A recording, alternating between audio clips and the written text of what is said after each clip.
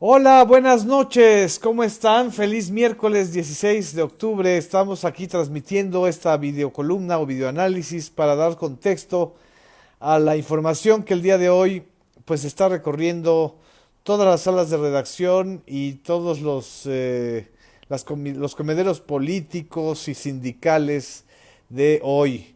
Después de 26 años de dirigir, casi 27 años, de dirigir a sangre y fuego, con corrupción, con intimidaciones, el sindicato petrolero, el sindicato de Pemex, Carlos Romero de Champs, un líder que inició su carrera como trabajador petrolero en 1969 y que llegó en 1993 a la dirigencia petrolera, a la dirigencia del sindicato petrolero, renunció de una manera abrupta y pues ya prácticamente acorralado por la justicia, por las denuncias y por la prensa, a esa mina de oro que fue la dirigencia sindical de Pemex. La renuncia de Romero de Champs se da en el marco de una serie de revelaciones también sobre escándalos y sobre grabaciones de presuntos sobornos que compañías petroleras privadas eh, pues aquí digo, hay una investigación que involucra 21 empresas y por supuesto está el escándalo de Oro Negro, una empresa que ha ido denunciando, aquí tengo la información de que durante el periodo de un personaje que se llamaba Carlos, que se llama Carlos Morales Gil, director de Pemex Exploración y Producción, se pagaron por parte de compañías que buscaban pues las contrataciones, las jugosas y millonarias contrataciones de Pemex, se dieron moches que fueron a parar a la campaña de Enrique Peña Nieto en el 2012, en la campaña de la presidencia de la República. En fin, hay una serie de elementos que han estado surgiendo y que se han estado conociendo y que pues todo el mundo sabíamos que Pemex no solamente era una empresa tan generosa para los mexicanos que sostenía fiscalmente al país, el 40% de los ingresos del erario público provenían de la venta de petróleos, sino que también alimentó millonarias fortunas de contratistas privados, de ex dirigentes sindicales y de, por supuesto, exdirectores corporativos de Pemex. Y uno a uno, en un lapso no mayor a un año, se han ido develando desde las corruptelas de Emilio Lozoya hasta este espacio de trasiego de favores y contratos por moches. Pero el personaje clave en este momento, en esta historia, se llama Carlos Romero de Champs, líder de un sindicato histórico que fue el que acompañó a Lázaro Cárdenas en la expropiación petrolera y que derivó en una banda de ladrones. Eso no hay manera más directa de decirlo. No todos, por supuesto, una minoría de los integrantes del sindicato de Pemex y sobre todo de su dirigencia se volvieron unos auténticos ladrones que medraban con las cuotas sindicales, con los recursos de la paraestatal, con los negocios que hacía la paraestatal, incluso con hospitales, seguros médicos, contratos de plataformas petroleras, con contratos de servicios, en fin, una cosa realmente escandalosa. El reinado terrible de Romero de Champs después de 26 años terminó hoy, pero no termina todavía la época de la corrupción porque dejó o se quedó al frente, por lo menos durante un lapso, el que era su tesorero, es decir, el que cuida los dineros y seguramente cuidará los dineros de Romero de Champs. Este personaje es el actual, bueno, es el actual diputado federal eh, que Miguel Limón Hernández, diputado federal plurinominal del PRI, que fue exdirigente de la sección 10 del sindicato de Minatitlán, Veracruz, fue presidente de la comisión de vigilancia del sindicato del 97 al 2007. Si ustedes ven que se mueve es porque Anastasia está brincando de alegría, o no sé si estás brincando de alegría o de qué. Tacha, Tacha, ven aquí a saludar en lugar de estarte ocultando, de estarte ocultando y de estar brincando. Y de 2017 y 2018 estaba fungiendo como secretario del Comité Ejecutivo General del Sindicato Petrolero. Aquí estoy viendo sus comentarios. Aprovecho esta pausa para mandar saludos a Tere Chávez, que dice que está feliz, feliz con AMLO, a Valeria Cruz, a Pedro González Muciño. ¿Los beneficiados quiénes son? Se pregunta Cecilia García. Reinado del Horror, dice Jesús Cardona, fuera de Shams, Juan de Tavares, todos ellos, ya no vi tu comentario completo, Juan. Socorro Becerra también, Ada Galicia dice que Anastasia debe estar también muy alterada. A ver, Anastasia, no, ya, ya no vienes con nosotros. La historia del ocaso de Romero de Champs se comienza a escribir con la derrota del PRI en las elecciones del 2018. Romero de Champs, un líder que desde los años 70, imagínense, desde la época de López Portillo, ya era investigado por encabezar el negocio del robo de gasolina que ahora se conoce como huachicol, cuando trabajaba en la refinería de Azcapotzalco. Pues tenía una edad menos de 35 años y ya era famoso Romero de Champs por ese tipo de negocios turbios. Se manejó a la sombra durante muchos años en que el liderazgo de Joaquín Hernández Galicia, La Quina, el famoso Joaquín Hernández Galicia, La Quina, quien se hizo poderosísimo en el sindicato petrolero desde su búnker en Tamaulipas. Pues ustedes recordarán, quienes tenemos más de 40 años, que Joaquín Hernández Galicia fue detenido abruptamente en su casa y su fortaleza en Tamaulipas cuando Carlos Salinas de Gortari inició su gobierno en 1988. En enero de 1989, un operativo en donde hubo hasta siembra de armas y de una serie de presuntos delitos, pues llevó a Hernández Galicia a la cárcel. Era la venganza de Carlos Salinas de Gortari por el presunto apoyo que Hernández Galicia le dio a Cuauhtémoc Cárdenas en las elecciones de 1988. Otros dicen también que era una venganza de Carlos Salinas de Gortari porque Joaquín Hernández Galicia, La Quina, financió un libro que fue muy sonado y muy famoso, un libelo realmente, que decía Un asesino en la presidencia.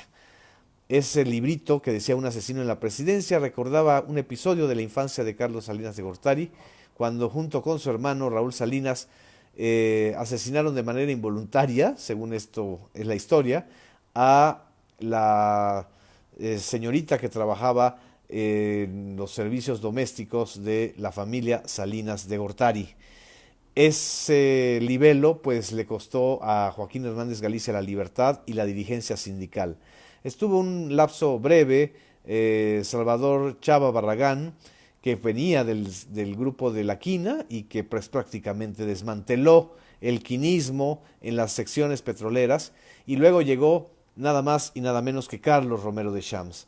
Carlos Romero de Champs se ajustó muy bien a los nuevos tiempos, se volvió un sindicalista que prácticamente se dedicó al negocio de huachicolear a Pemex.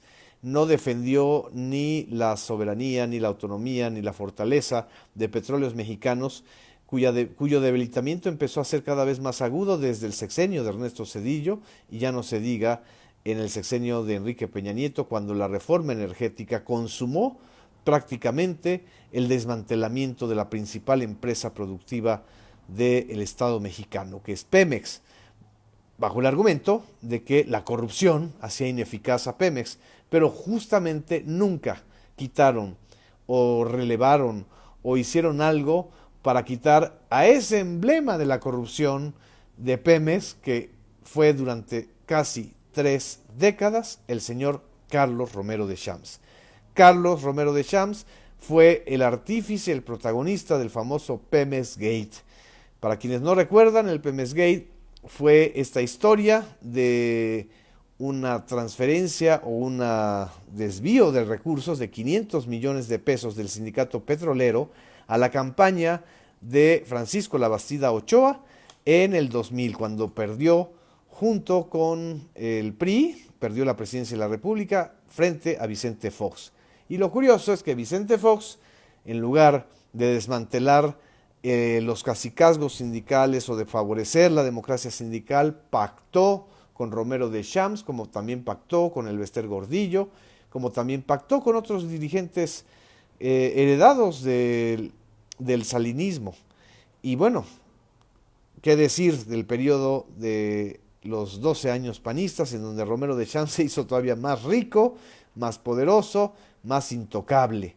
Romero Deschamps compró unas propiedades lujosísimas en Cancún. El periódico Reforma ha publicado desde 2008 una serie de reportajes en donde se muestran pues los yates, los aviones particulares, un departamento lujosísimo en Cancún y luego también en las Brisas de Acapulco, que solo es posible ese nivel de lujos con el saqueo que sistemáticamente realizó Romero Deschamps al sindicato petrolero y por supuesto con la complicidad que tenía con la dirigencia priista.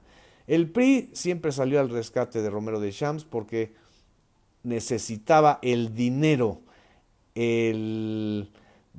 que lavaban y que prácticamente desviaban del sindicato a las campañas políticas del PRI. Romero Deschamps ya estaba prácticamente desahuciado en el 2012, lo salvó su amigo personal Emilio Gamboa Patrón, quien lo colocó en un lugar clave en la lista plurinominal de senadores del PRI y por eso llegó a ser senador durante 6 años, se la pasó con un fuero que lo cubrió de toda persecución.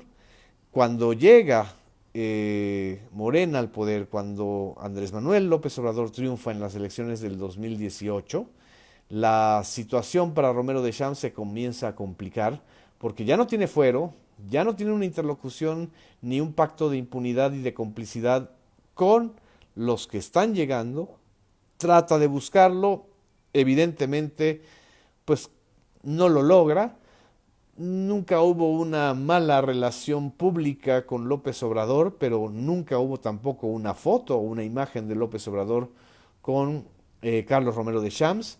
Empieza el plan contra el huachicol, que en diciembre del 2018, a unos días de haber llegado a la presidencia de la República, encabezó el gobierno de Andrés Manuel López Obrador y de manera muy oportunista se sumó Romero Deschamps a esta estrategia contra el robo de huachicol. Vaya paradoja, él que fue investigado por ser un presunto ladrón de combustibles en los años 70, de repente se empieza a poner al servicio del nuevo gobierno diciendo que él va a combatir el huachicol. En realidad estaba dando patadas de ahogado, estaba buscando el oxígeno que le permitiera llegar hasta el 2024. ¿Qué sucedió este año? Este año, después de aquella famosa boda de la hija de Juan Collado, el abogado de Romero Deschamps, el abogado de Carlos Salinas, el abogado de Enrique Peña Nieto, el abogado de Arturo Montiel, el abogado de muchos de los intocables de la era prianista, pues fue detenido. Y fue detenido justo cuando estaba comiendo en un restaurante de la colonia Polanco, de aquí de la Ciudad de México, con Carlos Romero Deschamps. Y la valentía de Carlos Romero Deschamps hizo que se tirara al suelo y que saliera huyendo del restaurante Romero Deschamps porque pensó que venían contra él. Claro, no tiene la conciencia tranquila. Existen por lo menos 7 denuncias en su contra. 2 de ellas han estado prosperando. El día de hoy el periódico Reforma publicó que congelan cuentas del líder petrolero, la Unidad de Inteligencia Financiera. El titular de la Unidad de Inteligencia Financiera, Santiago Nieto, y el propio presidente de la República negaron que se hubieran congelado las cuentas de él o de sus hijos o de su esposa, pero sí confirmaron que hay en curso 2 denuncias penales contra Romero Deschamps por los delitos de fraude, enriquecimiento ilícito y presunta delincuencia organizada, por un total de 74 millones de pesos más 36 millones de pesos, son 110 millones de pesos. Es una vida de escándalos la que culmina el día de hoy, y todavía falta lo que falta por saber de la investigación en torno a Romero Deschamps. En fin, también Romero Deschamps renuncia al sindicato petrolero, que era...